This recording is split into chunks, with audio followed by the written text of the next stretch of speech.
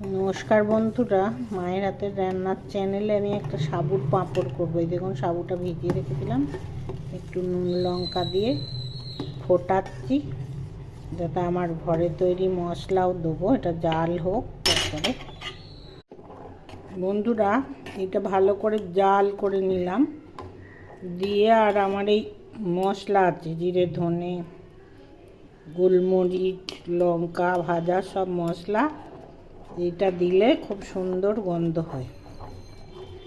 এটা আমি সাবুর পাঁপড়েতে দেবো, দিয়ে 2-4 দিন লাগবে শুকোতে। এটা ঠান্ডা হলে এই থালায় তেল ব্রাশ করে নিয়েছি, এই থালাতে করে দেবো। এটা একটু ঠান্ডা হোক।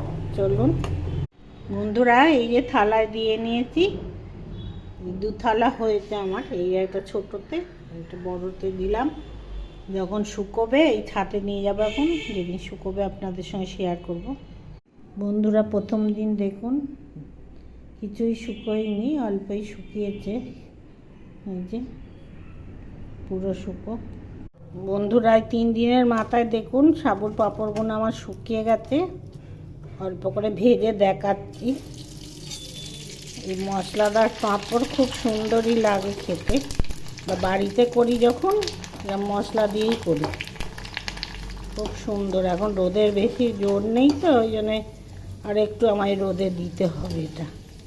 চলুন একটু ভেজে নিই। এই দেখুন কি সুন্দর নরম হয়েছে পাঁপড়। অল্প করে ভাজলাম। এরকম করে করে খাবেন, চ্যানেলটার পাশে থাকবেন ভালো লাগলে। চলুন তাহলে।